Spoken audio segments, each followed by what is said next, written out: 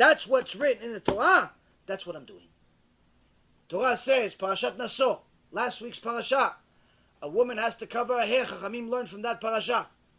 A woman has to cover her hair. Why does a woman have to cover her hair? Because her hair is considered nakedness. Her hair is considered nakedness. Now, many women in our generation say, yeah, but the Lubavitcher Rebbe and a few other big rabbis said that you don't have to cover your hair with a Mitpachat like you did at the time of Moshe Rabbeinu. You could cover it with a wig.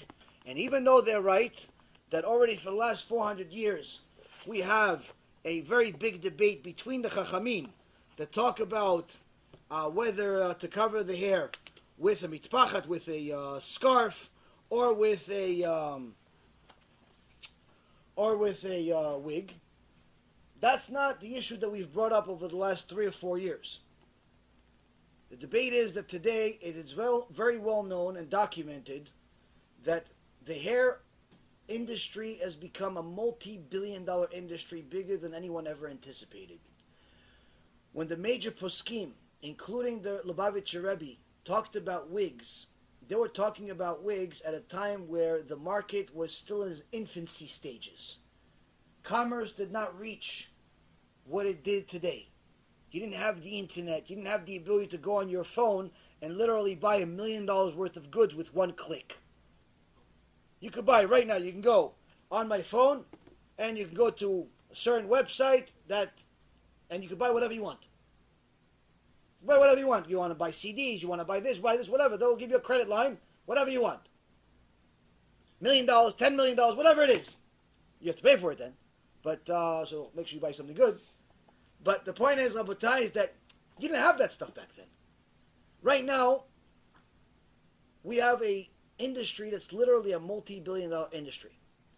And the only way that you can supply this multi-billion-dollar industry of wigs and hair extensions is by having a constant supply of brand new, real hair. It's the only way.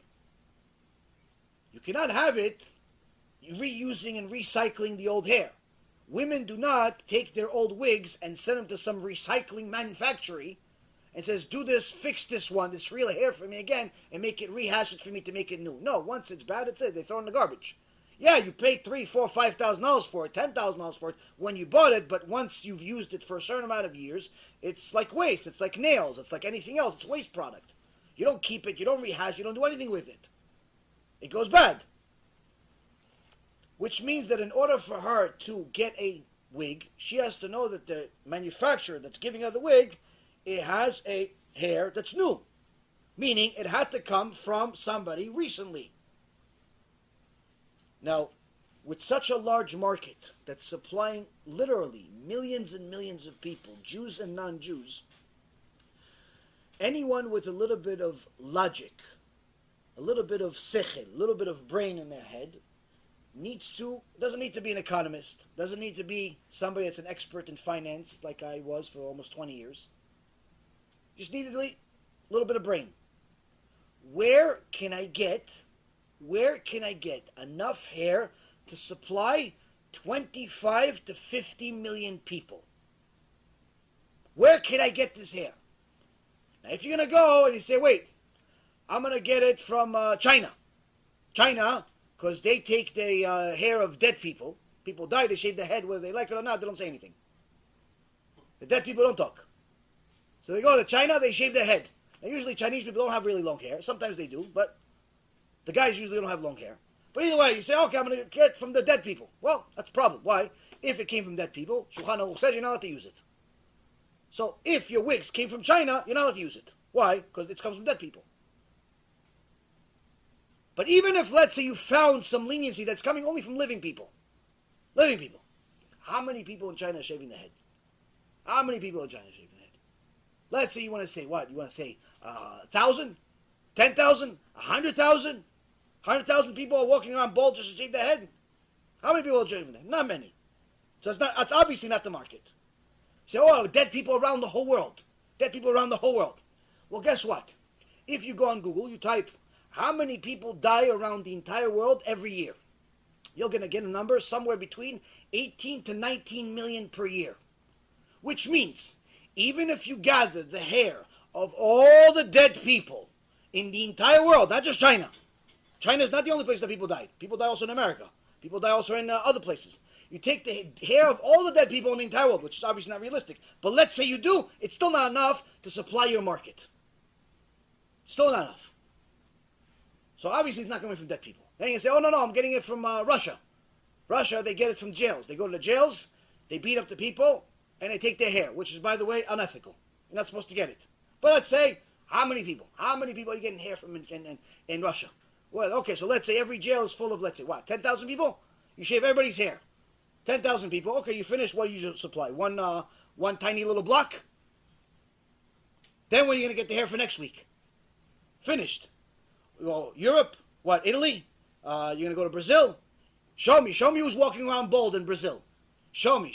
I told a few people that I know in Brazil that they're saying that the wigs are coming from Brazil. He started laughing at me. I said, why are you laughing? He goes, you don't understand Brazilian women. He said, Brazilian women will commit suicide before they sell their hair, before they shave their hair. Suicide to commit. What are you talking about? You think there's one Brazilian woman in the entire world that sold her hair? Yeah, but the wig says made in Brazil. He goes, yeah, the box. The box is made in Brazil, not the hair. The hair comes from different places. So where is it coming from?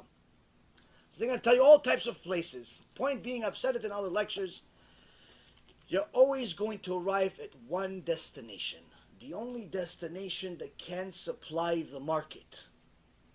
And that's India. Why India? Because India has not only an enormous population of almost 1 billion people, but they have a population that where the majority of them believe in some type of false god that needs their hair, according to their false religion, and it is their religious practice to donate their hair to their god, either because this god of theirs needs money to pay for some wedding, some loan he took for a wedding, or the god got hit by some stone that fell on his head, and therefore they have to have the wig supply the hair. There's many different beliefs. All of these stupid beliefs, it's funny to you, but it's real. That's what they believe. The point is, that's why you have between 25 to 50 million people from India donate their hair every single year. That is the only way you can supply the wig market. There is no other way. Anyone that tells you their wig came from somewhere else is either ignorant or a liar. I would like to think that they're ignorant. But that's only because they haven't thought about it. They haven't thought about it. Why? Because the sticker on the wig says made in Europe, made in Italy, made in Brazil, made in Genom, made in wherever it's made of. But the reality is, anyone that actually saw the source of this wig knows it cannot come from anywhere else. It cannot come from anywhere else. It cannot come from anywhere else. So that's why the Gemara says in Parashat Naso, you have to cover your hair in a kosher way. How much is this worth to Hashem? How much is this worth to Hashem? This mitzvah of a married woman covering her hair with a kosher way. I'm going to give you a Gemara, and you be the judge. The Gemara in Masechet Sotah says that in this mitzvah, you guys are going to want to listen to this, the last part before we finish. It'll probably shake you up a little bit. And when you get married, B'ezrat Hashem, your wife tells you she wants a wig, you're going to tell her over my dead body. So, this is one of those things that, Rabotai, you're not going to believe that it's written in the Torah. But it is. Gemara Masechet Sotah, page 8a, says that how much is this mitzvah worth? How much is this mitzvah of a woman, a married woman, covering her hair worth to Hashem? Well, the Chachamim say, according to Hashem, the hair of a married woman is considered nakedness. So some people say, nakedness. Maybe you're exaggerating. What do you mean? You're saying that the hair and her private part is the same thing? Gemara says yes. Show me an example in the Torah. Show me an example in the Torah, they say. It's okay. Before the sotah situation happens, this is what happens. First step, a woman that's married is suspected of cheating on her husband. Why? She put herself in a room with someone that's not a husband, against her husband's wishes, and there was 2 witnesses. So now her husband sees, oh, I warned you, I told you don't be in a secluded room with this guy, and I have witnesses that saw that you were there. I think you cheated on me. I think you were with him. She says, no, I wasn't. Okay, listen, we don't have a private investigator. We don't have the cameras. So we're going to go to the Bet HaMikdash, and we're going to have Hashem tell us the truth. How? They go to the Bet HaMikdash, and at the Bet HaMikdash, as it says in Parashat Naso, they take Hashem's name, they write it on a scroll, they put it on a piece of paper, on a scroll, they put it in the holy waters, and she drinks it. If she cheated, she blows up and dies. If she didn't cheat, she gets a big blessing. Why does she get a big blessing? Why does she get a big blessing? After all, she still did something wrong anyway. She did something wrong. She was with a guy anyway. It's not like that part is true. She was with a guy privately. Maybe she didn't cheat, but she still did something wrong. She still disobeyed her husband. She still disobeyed Hashem technically with Yichud. So, it says, yeah, we give her a blessing because of the torture we put her through before she drank the water. What torture? Well, because we didn't want her to drink the water in case she was lying. In case she said, I didn't do it, but really she did. We knew that once she drinks the water, she's going to die. We don't want to kill anybody in Judaism. So, we tried to convince her to tell us the truth, that she really cheated. How? By torturing her a little bit. How did you torture her? Well, first of all, we asked her 1.5 million questions. Did you do it? Did you do it? Did you do it? Did you do it? You know, ask somebody 500 questions. Eventually, she says, okay, fine, I did it. Just leave me alone. You ask them 500 times. Eventually, okay, just do it. Just do it. Like your parents. You ask your parents 500 times, same thing. Eventually, okay, do it. Jump. Do whatever you want. Just leave me alone. Let me go to sleep. So we ask her a question 500 million times. If she still stays, we start walking around. The whole Bet HaMikdash, make her tired. Make her tired. Make her tired. Make her tired. Make her tired. Make her tired. And people are seeing this. It's embarrassing. Then the Gemara in Masechet Sotah, page 8a, says something extraordinary. It says right before we do the last step of embarrassment. The last step of embarrassment, which is right before they have her drink the water, the last step is they take off her kisui rosh. That's the most embarrassing thing in the world they can do to her. She has a kisui rosh, she has a mitpachat, no wig in those days, she has a mitpachat. They take it off and show her hair to everybody. That is the most embarrassing thing you can do to a woman. But they said before we do that, we do one thing before. What is it? We rip her shirt off of her and show her chest to the world. So Chabim say, wait, hold on a second. Maybe you missed the order here? No, you're going to rip the mitpachat. And if she still stays, then you take off the shirt, right? He goes, no. We rip the shirt first. Why? According to Hashem, the hair is more private than even her chest. To that extent, Rabotai. Now, Rabbi Yehuda saw that our generation was deteriorating and saw that people became sick in their head, unfortunately. And they actually eliminated this last step, which is showing the chest, because they thought that people would take the wrong message. But the way the actual halacha really is that. Which means that according to our Torah, the hair of a woman is even more intimate than her body itself. Needless to say, when a woman does not cover her hair at all, or perhaps uses another woman's hair to cover her own hair, how happy do you think you're making Hashem? How much confidence in Hashem are you exerting to the world when you do such a thing? Because every woman will tell you, yeah, but I understand that Hashem wants me to cover with a hat or with a scarf, but I'm embarrassed. Of who? Of my friends, of my colleagues, of this one, of that one. And unfortunately, Rabotai, that's why I said in the beginning of the shiur that bitachon and yirat shamayim, they have to come together. There's no such thing as one without the other. If you have bitachon that's real, you have yirat shamayim.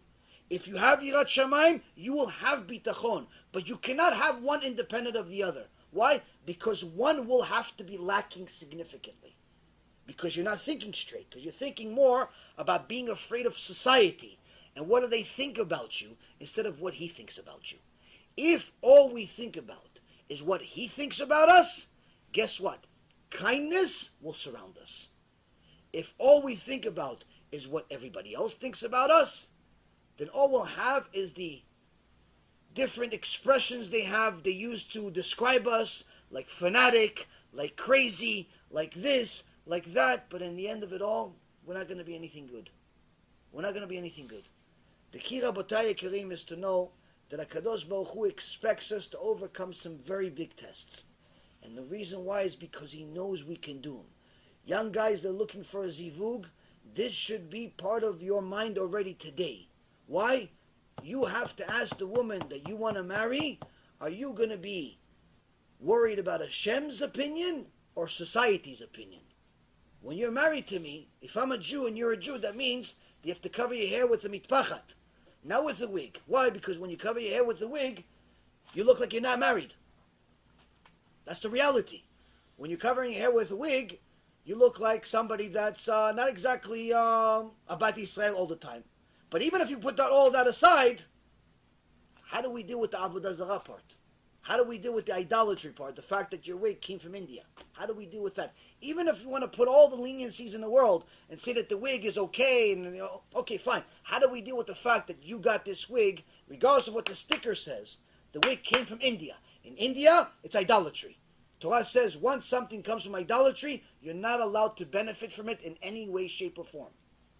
Not allowed to sell it, not allowed to use it, not allowed to eat it, not allowed to do anything with it other than destroy it. That's the only mitzvah you can do with idolatry. How can you deal with that?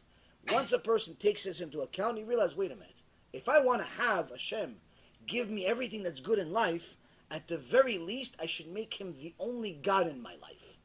If I have something that was gifted to another fake God, fake or not is irrelevant, it was still given to a God, in my own house, what is Hashem going to think when he comes to visit?